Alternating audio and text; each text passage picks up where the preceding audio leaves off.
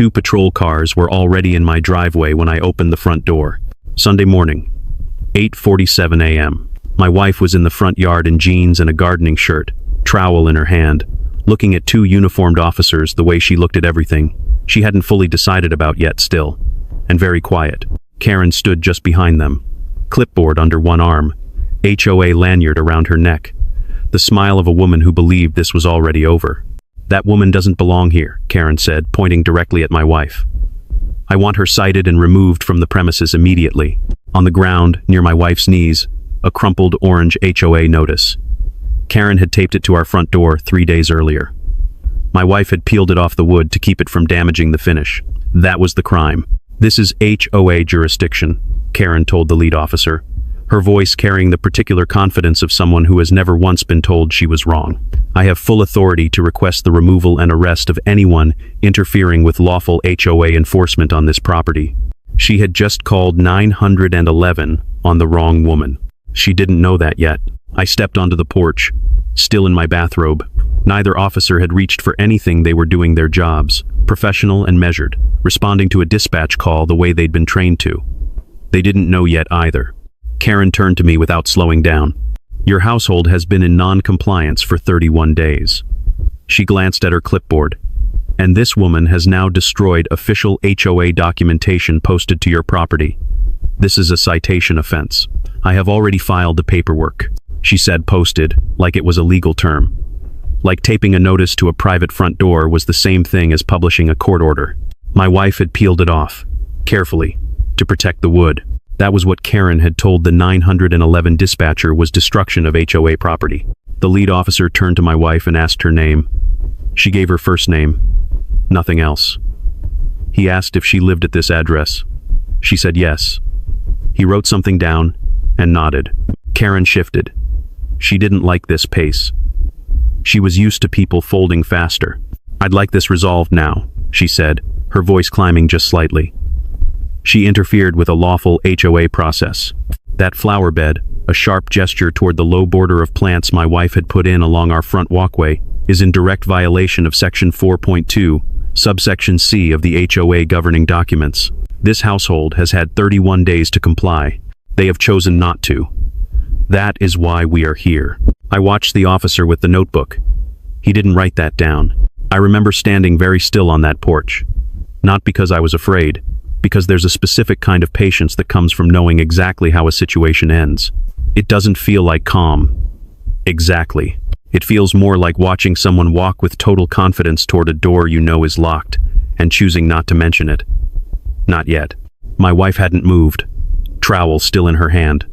She was looking at the officer nearest to her with the same expression she'd worn since I'd opened the door, steady, patient, a little tired. Not afraid. She was not afraid at all. And if Karen had been paying closer attention, that alone should have told her something. Karen kept talking.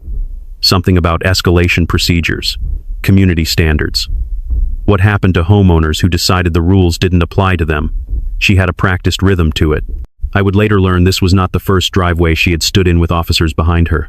It was in fact the 11th time in 3 years that Karen had called law enforcement to back up an HOA enforcement action in our neighborhood. Of the 10 calls before this one, none of the responding officers had ever been introduced to the woman Karen was now trying to have removed from a yard she had tended for 14 months. One of them was about to be.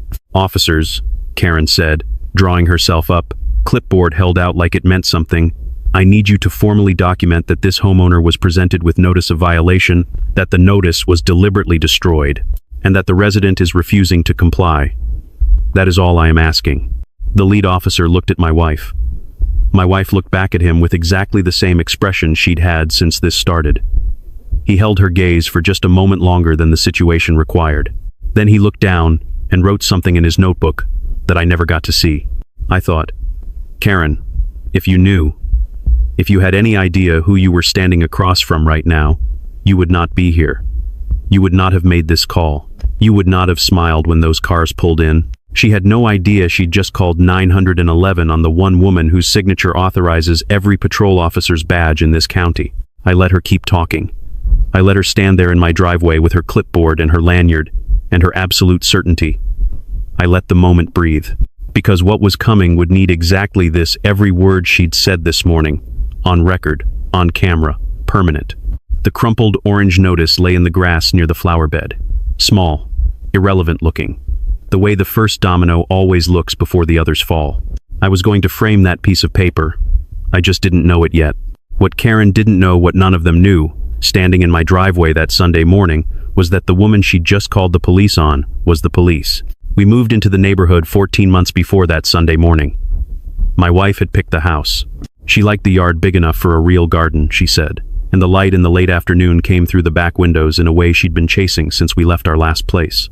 We signed the papers in October. By November, we had boxes unpacked, a second-hand couch we liked too much to replace, and a sense that this was the kind of street where people waved when they pulled out of driveways. We were right about the waving. We were wrong about why. The first warning came 6 days after we moved in. Not from Karen. From an elderly woman named Mrs. Chen, who had lived at number 14 for 11 years, and who knocked on our door on a Tuesday evening carrying a small plate of almond cookies like she was paying a social call. She was not paying a social call. She sat in our kitchen for exactly 12 minutes. She didn't complain about anything. She didn't warn us about anything directly. She looked at my wife and then at me and said very quietly, "You both seem like nice people. Just do what she says. It's easier." Then she stood up, thanked us for the tea, and left. I asked my wife what she thought that meant. My wife said, "It means there's something on this street we don't know about yet." She was right. There usually is. Her name was Linda Carver, 61 years old, HOA president for 6 consecutive years, which is the kind of tenure that doesn't happen by accident. 2 people had tried to run against her in that time. The first, a retired contractor named Malone, had 3 citations in his mailbox within a week of announcing his candidacy.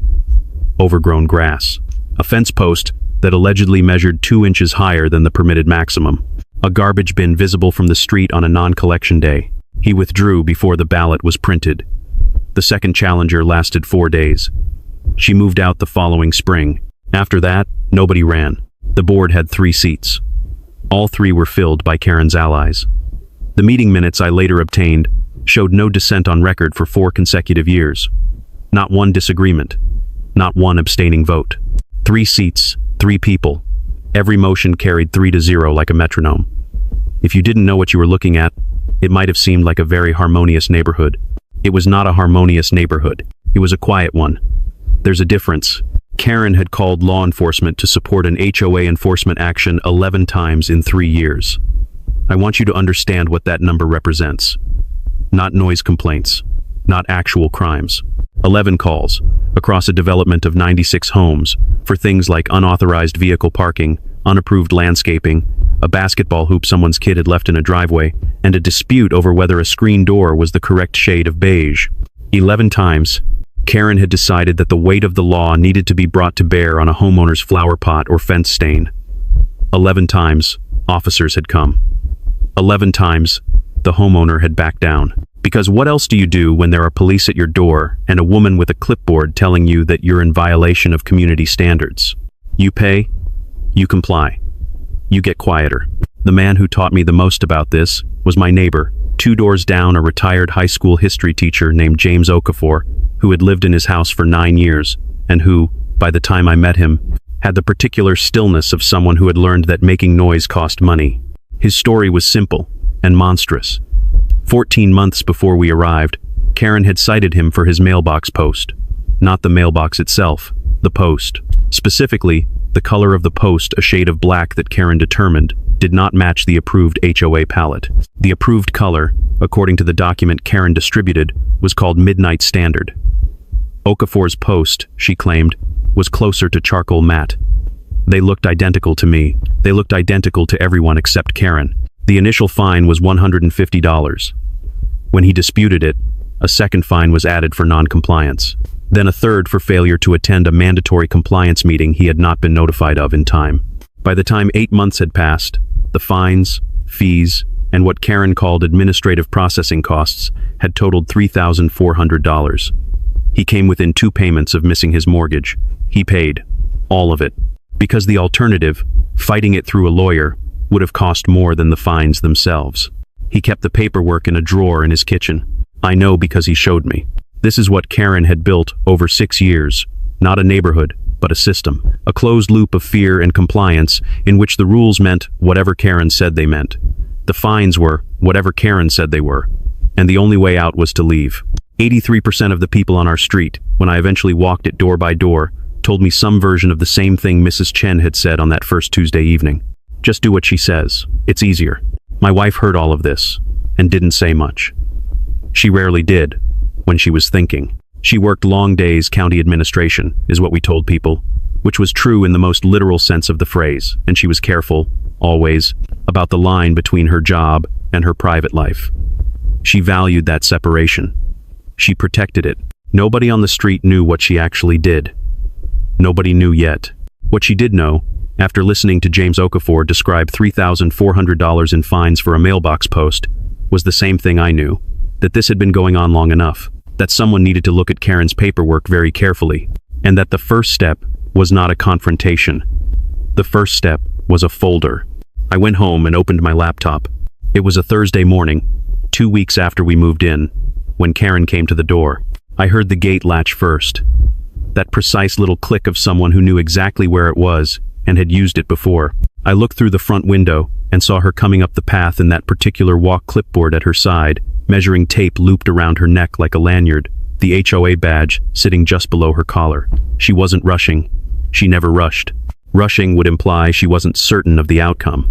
I opened the door before she knocked. She looked at me the way people look at furniture they're about to rearrange. No greeting, no introduction. She had been president of this HOA for 6 years. She didn't need to introduce herself anymore. She simply held out a folded document and waited for me to take it. I took it. Unapproved landscaping modification, she said, while I was still opening it. The flower beds along your front walkway were installed without prior written HOA approval as required by the governing documents. The fine is $500. You have 30 days to remove the modification and restore the original ground cover. The notice was printed on HOA letterhead. It had a case number. It had Karen's signature at the bottom in blue ink, the kind of signature that had been applied to enough documents that it had become efficient, almost mechanical. I read the whole thing before I looked up. Which section of the bylaws prohibits this? I asked. She didn't hesitate. Section 4.2, subsection C. She said it the way you say something you've said enough times that it has become its own kind of truth. No pause, no reference to the clipboard. Just the citation, delivered clean and flat, like a door closing. I'll review that, I said. Something shifted in her expression. Just slightly. I would learn, over the following months, that Karen was accustomed to one of two reactions at this point in the conversation. Immediate compliance, or immediate argument. Compliance she preferred. Argument she was better at. What she was not prepared for, what apparently nobody on this street had ever given her, was the calm, flat, information-gathering response of someone who had decided nothing yet. She decided, I needed to understand the stakes more clearly. Non-compliance triggers a daily fine of $75 beginning this Monday, she said. After 30 days of continued non-compliance, I will file a lien against this property. After the lien, the HOA has the right to initiate foreclosure proceedings. I want to make sure you understand what that means. She paused there. For effect, I think. To let the word foreclosure sit in the air of my own doorway. I understood what it meant. I understood it the way James Okafor had understood it, and Mrs. Chen, and every other person on this street who had stood where I was standing and done the math and found that the cost of fighting was higher than the cost of paying. Karen had built her entire system on that math, on the reliable human instinct to calculate the path of least resistance and walk down it quickly, before anyone had time to ask whether there was another path at all. I said, I appreciate the clarification. She looked at me for a moment. Then my wife appeared at my shoulder. Karen glanced at her one brief, flat look, the way you register a detail that isn't relevant to your current task, and then turned back to me. Only to me. For the rest of the conversation, she spoke as if my wife had not arrived, as if she were a piece of furniture that had entered the room. I suggest you get your wife to undo what she's done before this gets expensive, Karen said. The flower beds were her project, I assume. It would be straightforward enough to restore the original ground cover. The fine can be waived if compliance is achieved within 10 days. I have done this for other homeowners. It's not personal. She said it's not personal the way people say it when they very much intend for it to be. Then she turned and went back down the path, through the gate, with the same efficient walk she'd arrived with. At the end of the front path, one hand on the gate latch, she turned back. "I've had lawyers on this street," she said. "Doctors, even a judge, 2 years ago, in the house on the corner. They all paid up." A brief pause. "You're no different." The gate clicked shut. I stood in the doorway for another moment, watching her cross back toward her car. Then I went inside, sat down at the kitchen table, and opened my laptop. The HOA's registered governing documents were filed with the county recorder's office. This is public information, anyone can request them. I had the full document in a browser tab inside 4 minutes. I read section 4.2 carefully, then subsection C. Section 4.2 governed modifications to common area structures. Subsection C addressed commercial use installations on properties with mixed zoning classifications. It said nothing about residential landscaping, nothing about flower beds, nothing about front walkways. The provision Karen had cited, with the calm authority of someone who had been citing it for years, did not say what Karen said it said. I read it a second time to be certain. Then I opened a new folder on my desktop. I typed the label slowly, like I was naming something that mattered. HOA. I saved the fine notice.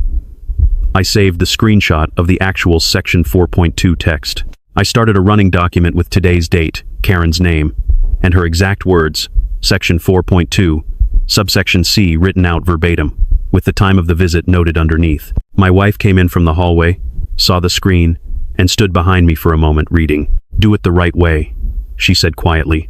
"Get everything in writing." She had no idea yet what I was going to find. Or maybe she did, and she was just waiting for me to find it myself. I kept reading. I spent the following week walking the street, not to organize anything, not to recruit. I just knocked on doors in the early evening, introduced myself properly for the first time to people I'd only waved at from driveways, and asked a simple question. Had they ever had a problem with the HOA? The first 3 doors, people smiled politely and said everything was fine. The 4th door, a man named Gerald opened it, looked past me to check whether anyone was watching from the street, and then said, "How long do you have?" 14 homeowners talked to me in some detail over those 7 days. Most of them were careful voices kept low, eyes that moved to windows and front paths while they talked. They had all paid fines at some point. Some of them were still paying, on quiet installment plans they'd negotiated with Karen to avoid the threat of liens. They had all reached the same conclusion independently, arrived at it alone. It was easier to comply. 6 of them agreed to do more than talk. 6 people, out of 96 homes, were willing to put their documented incidents in writing and contribute them to a shared file. That might sound like a small number. Sitting across from Gerald, Mrs. Chen, and James Okafor, understanding what they'd risked just by opening their door to me, it felt like more than enough. Mrs. Chen answered her door in the late afternoon light, looked at me for a moment, and stood back to let me in without me having to ask. She made tea, set it in front of me, and went to the back of the house. She came back carrying a manila folder held together with a rubber band that had been on it long enough to leave a groove in the cardboard. She set it on the table between us. Inside, 23 HOA violation notices spanning 4 years. Not 23 incidents, 23 formal notices, each with a case number and Karen's blue ink signature. Notices for a wind chime, for a doormat that extended 2 inches past the threshold, for a planter box the wrong shade of terracotta, for her car parked 1 foot over an invisible HOA boundary line in her own driveway on a Sunday. She had paid every fine, not because she believed she was wrong, because she couldn't afford to find out what happened if she said so. "I kept them," she said quietly, looking at the stack. "In case it ever mattered." It was going to matter. James Okafor didn't make tea. He slid a document across his kitchen table without preamble, the way people hand over things they've been carrying too long. The lien was still active. 9 months after he'd paid the last fine, the lien against his property title had never been released. A lien tells every bank and buyer that there's an outstanding debt attached to the home. It doesn't disappear when you pay someone has to file a release. Karen hadn't. For 9 months, it had quietly blocked Okafor from refinancing his mortgage at a better rate. He'd spoken to 2 attorneys. Both said the same thing. It would cost more to fight the release than the interest savings were worth. He was a retired history teacher. He had lived in this house for 9 years and done nothing except paint a mailbox post the wrong shade of black. I photographed both documents before I left. Then I went home and opened the folder again. The county recorder's office keeps the official filed version of every HOA's governing documents, the legal version, not whatever a president chooses to distribute to residents. I'd requested it the day after Karen's visit. Now, I had both versions open side by side on my screen. They were not the same. Karen's distributed copy contained a bylaw amendment dated February 2022. That amendment introduced the landscaping provision she'd been citing against me, and I now realized, against others. The county-filed version had no such amendment. It had never been submitted.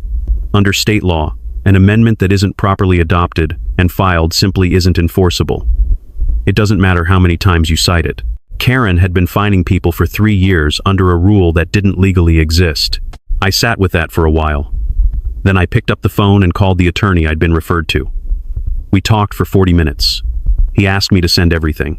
I did that night, from the kitchen table, while my wife read in the next room. She came through once, paused behind me, and looked at the 2 documents highlighted side by side on my screen. She didn't speak for a moment.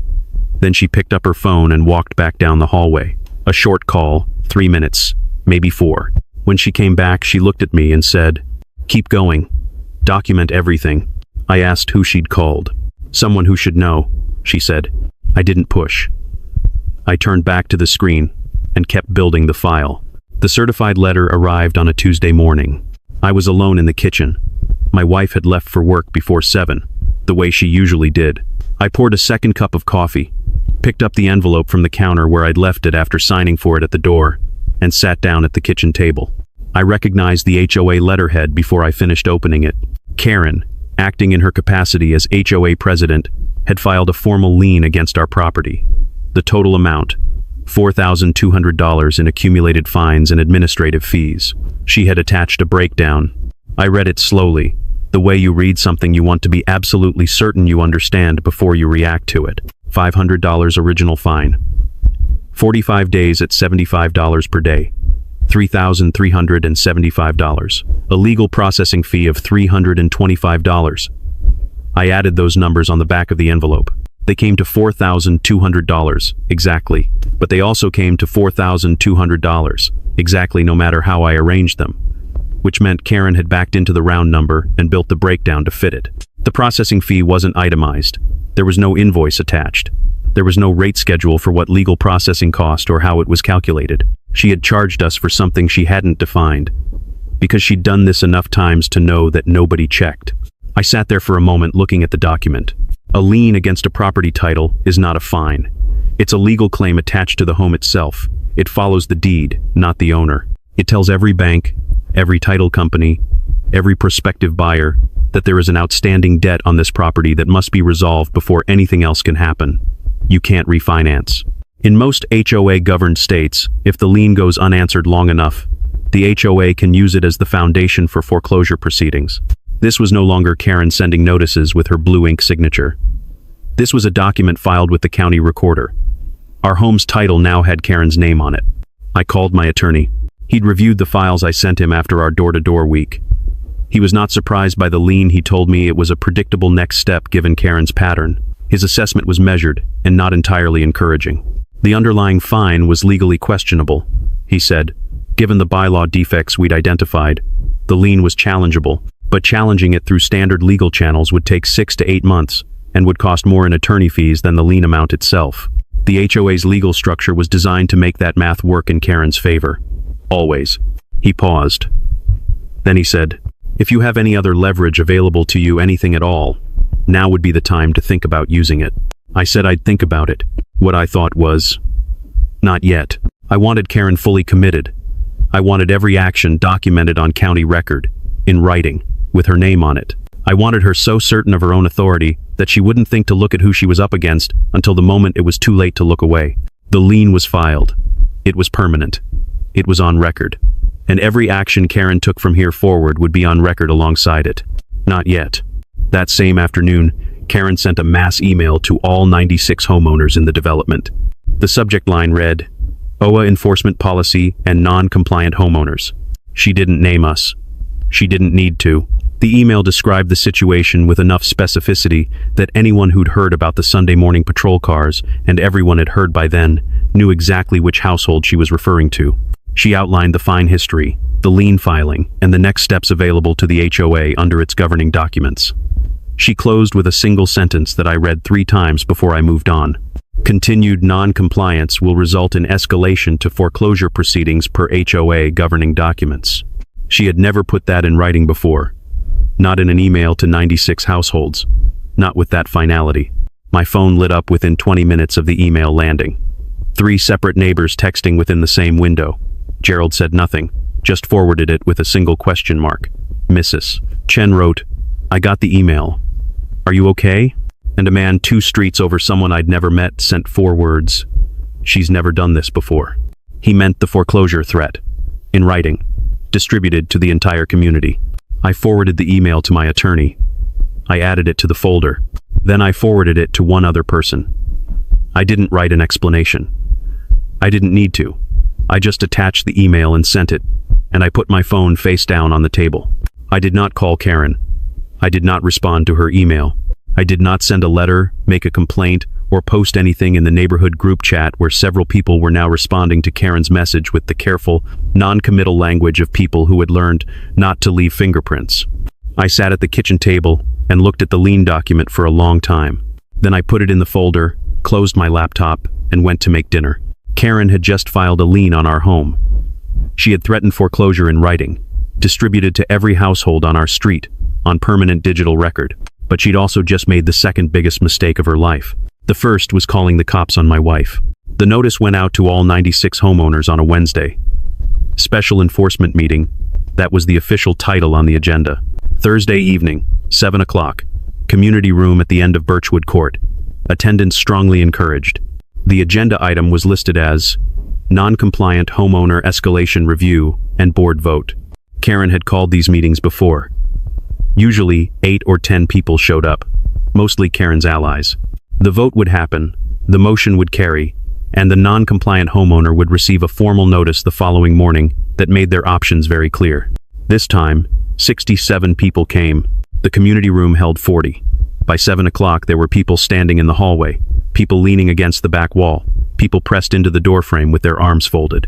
Gerald was there. Mrs. Chen had taken a seat near the middle. James Okafor stood against the left wall with his hands in his pockets and his face completely still. Karen stood at the front of the room and looked out at the crowd and smiled. She thought they had come to watch her win. That was her first mistake of the evening. I arrived with my attorney, a quiet man named Pearson who carried a single leather briefcase and had the unhurried manner of someone who had sat in a great many rooms like this one and found none of them particularly intimidating.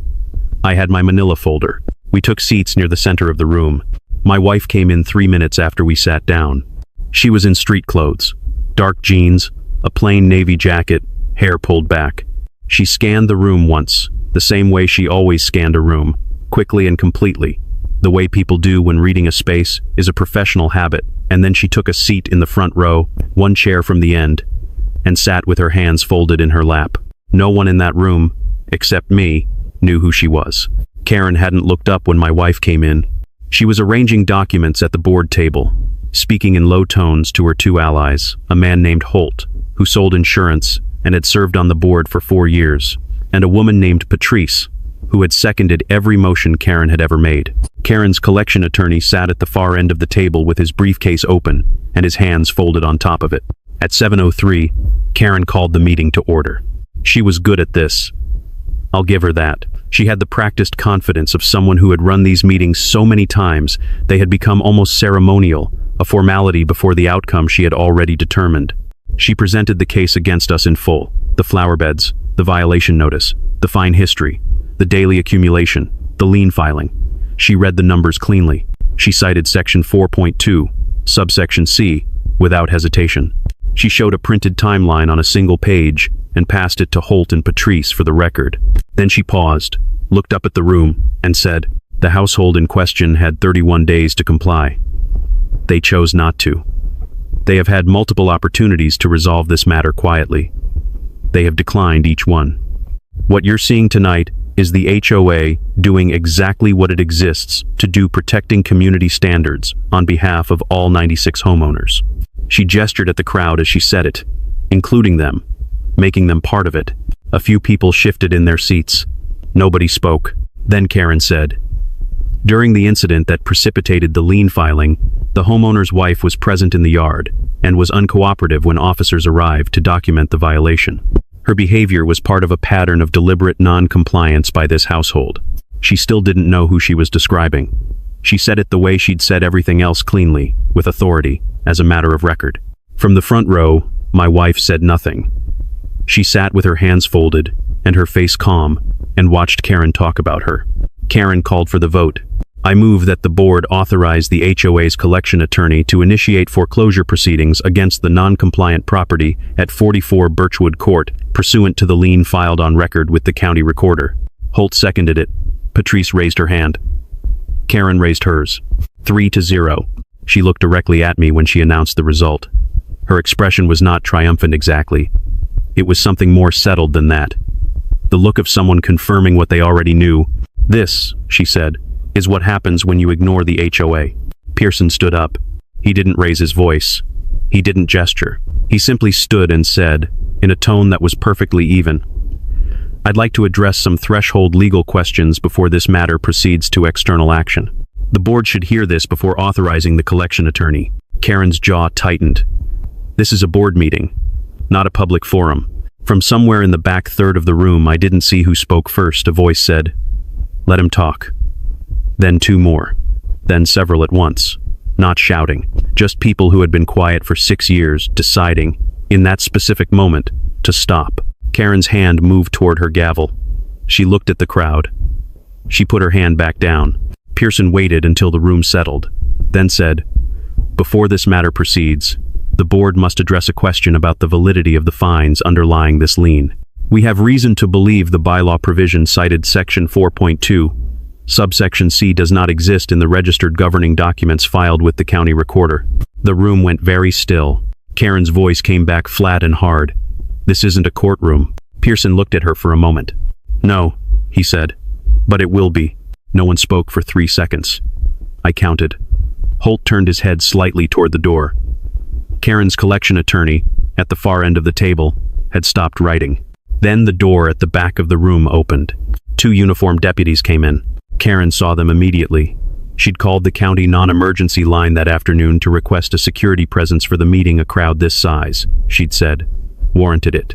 She'd gotten confirmation. She'd noted it in her meeting log. She gave them a brief, satisfied nod from the front of the room. One of the deputies nodded back. The other took a position along the wall and looked straight ahead. He did not look at Karen. He had not looked at Karen since he came through the door. He was looking at the front row. My wife sat in the front row. She hadn't worn her uniform, but she had brought her ID. Pearson started where he'd left off. The room was still arranged the same way it had been when Karen called the vote. Karen and her board at the front table. Holt and Patrice on either side of her. The collection attorney at the far end. 67 people in a room built for 40. The 2 deputies along the back wall. My wife in the front row. Pearson stood and addressed the board the way he addressed every board, calmly, without theater, as though what he was about to say was simply information that needed to be in the room. He told them he had obtained the official HOA governing documents from the county recorder's office. He told them he had compared those documents with the version Karen had been distributing to residents.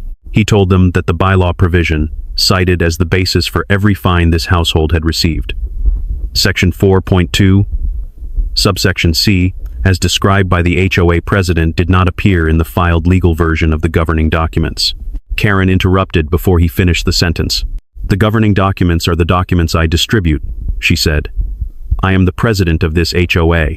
I maintain the records. Pearson waited until she finished. The governing documents, he said, are the ones filed with the county recorder. Would you like to see them? She interrupted again, something about procedural order, about the vote having already been taken, about this being an enforcement meeting and not an appeal. She was still controlled, still authoritative, but there was something different in the rhythm of it now. She was talking faster than she needed to. Holt, to her left, had pushed his chair back approximately 3 inches from the table. I noticed it the way you notice small things when you've been watching someone carefully for a long time. He hadn't stood up. He hadn't said anything. He had just moved 3 inches toward the door and hoped nobody saw. I saw. From the front row, my wife stood up. She did it without announcement, just unfolded from the chair the way she did everything, with an economy of motion that didn't ask permission. She said, in a normal voice, I'd like to address the board. Karen's head turned. Her expression was the one she'd worn every time she'd dismissed a homeowner who hadn't understood how these meetings worked. We're not in an open comment period, Karen said. The deputy along the left wall, the one who had not looked at Karen since he came through the door, said one word. Mom. He said it quietly. He said it to Karen. He was not looking at Karen. The room felt it before it understood it. That particular quality of silence that comes when 67 people simultaneously sense that something has changed but can't yet name what. I watched a woman in the third row turn to the man beside her and then turn back without saying anything. I watched Patrice's hands go still on the table. Karen turned toward the deputy. Started to say something. He said it again. Ma'am. Same tone. Same direction. My wife walked to the table. She reached into the inside pocket of her navy jacket. She removed her wallet. She opened it, and she placed her county sheriff's badge and her official identification on the HOA meeting table, directly in front of Karen Carver. She didn't slam it. She placed it. Flat and clean and permanent, the way you set down something that has always been exactly what it is. The silence that followed was the kind that has weight. Karen looked at the badge. She looked at my wife. She looked at the two deputies along the wall. The deputies were looking at their boss. Not at Karen. Not at the board. Not at the crowd of 67 people who had filled a room built for 40. They were looking at the woman who had just set her credentials on the table, and their expressions were the careful, professional expressions of two officers who understood exactly what had just happened and were waiting to follow her lead. Karen's mouth opened slightly. She closed it. My wife spoke at normal volume, her hands clasped in front of her, her tone the same tone she'd used to say good morning to me for 14 months. My name is Sarah Mercer. I am the elected county sheriff of this county. The two officers standing along that wall are deputies under my command. She didn't gesture toward them. She didn't need to. On the Sunday morning 11 days ago, you placed a 911 call from this neighborhood that resulted in 2 patrol units being dispatched to my private residence. Those officers were directed, by you, to document a violation, remove me from my own yard, and place me under citation. She opened a second folder she'd been holding at her side.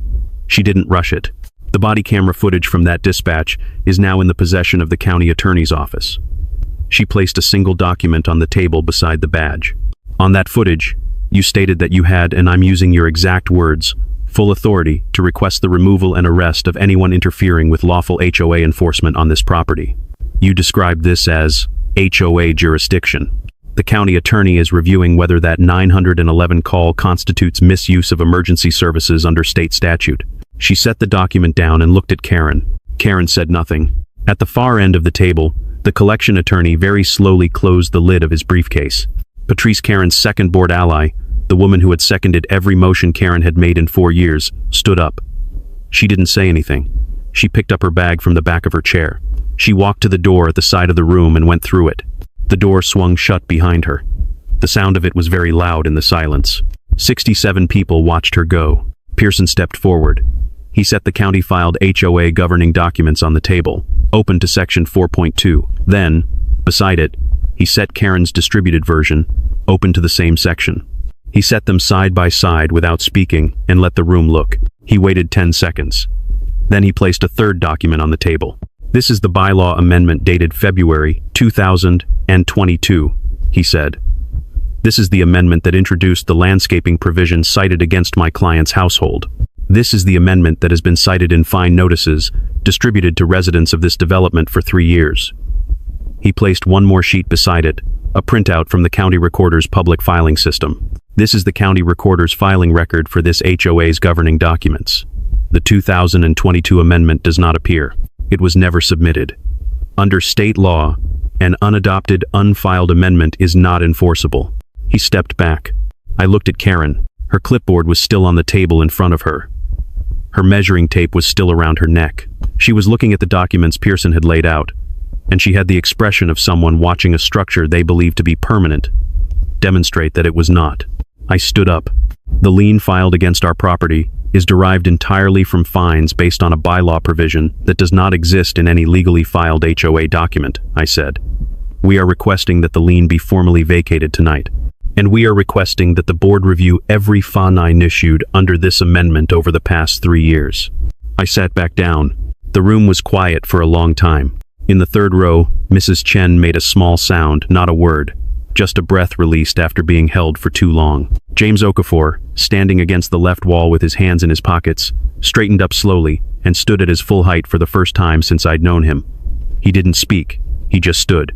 Gerald, somewhere near the back, said, "How many fines?" Nobody answered. Nobody needed to yet. At the board table, Holt Karen's first ally, the one who'd moved 3 inches toward the door, looked at the ceiling. Then he looked at the table. Then he said, to no one in particular, "I need to recuse myself from any further votes tonight." He said it to the surface of the table. Karen didn't look at him. She was still looking at the badge. It sat on the HOA meeting table, directly in front of her, beside her clipboard, beside her printed violation timeline, beside the measuring tape she'd worn to 100 of these meetings across 6 years of running this neighborhood like it was something she owned. County Sheriff's badge. Plain as anything. Right there on the table. She had called the police on the county sheriff. She had filed a lien on the county sheriff's home. She had stood in the county sheriff's driveway on a Sunday morning and told 2 of the county sheriff's own deputies to remove the county sheriff from the county sheriff's yard for peeling an HOA notice off her own front door. She had done all of this because she had looked at my wife in a gardening shirt with a trowel in her hand and decided she was nobody. I watched Karen sit there with that knowledge settling over her, and I didn't say a word. I didn't need to. The county attorney's office opened a formal inquiry into the HOA's pattern of emergency services deployment 8 days after the meeting. 11 calls in 3 years, each one logged, each one now being reviewed against a single question. Were any of them misuse of the 911 system for the purpose of civil enforcement? I didn't file a complaint to start that inquiry.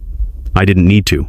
The body cam footage from the Sunday morning dispatch had already been reviewed by people whose job it was to notice exactly that kind of thing. Karen received a formal billing notice from the county 14 days after the meeting. The cost of the Sunday morning patrol response, 2 units, 2 deputies, 47 minutes billed directly to her under the county's misuse of emergency services statute. It was not a large number. It was a specific one, and it had her name on it, filed on county record alongside the body cam transcript and her own words. I think about that sometimes. The specificity of accountability. How it doesn't need to be enormous to be exact. Our fines were vacated within 10 days of the meeting. All of them, the original 500, the daily accumulations, the unitemized processing fee Karen had built into the lien total. The lien itself was removed from our property title on a Thursday afternoon. I know it was a Thursday because I was sitting at the kitchen table when my attorney called to confirm it, and I remember looking at the window and thinking that the light in the late afternoon came through exactly the way my wife had said it would when we first looked at this house. The HOA was required to cover our attorney fees, $3,200, paid within 30 days of a formal demand letter. The 2022 bylaw amendment, Karen's amendment, the one she had distributed as law for 3 years without ever filing it with the county, was declared invalid by the county court 4 weeks later, retroactively.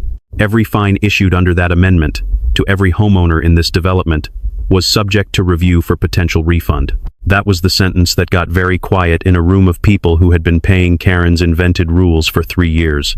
James Okafor came over on a Saturday morning. He sat at my kitchen table, the same table where I had opened Karen's certified letter 6 weeks earlier, and I watched him read the formal notice confirming that his lien had been vacated and that the interim HOA board had initiated a refund review for prior fines. He read it twice. Then he opened the kitchen drawer he'd brought with him, and he took out the original lien document, the one he'd kept for 9 months, the one he'd shown me the first week. I knocked on his door, and he fed it into my paper shredder 1 page at a time. He didn't say anything while he did it. Neither did I. Some moments don't need narration. The interim board had been formed within a week of the meeting. Karen did not file to run in the emergency election. Holt resigned before the ballot was printed. Patrice had not returned to the neighborhood since the night she walked out of the community room. 3 new board members were elected: James Okafor, Gerald from 4 doors down, and Mrs. Chen, who had kept 23 violation notices in a rubber-banded folder for 4 years, just in case it ever mattered. It mattered. I heard afterward that Mrs. Chen's first board meeting ran 40 minutes. The entire agenda was a review of fines issued under the invalidated 2022 amendment and a framework for processing refund requests. She called the meeting to order herself, sitting in the chair at the head of the table where Karen had sat for 6 years, and the first thing she did was ask for a motion to set the agenda. Someone seconded it. The vote was unanimous. 3-0. The right kind.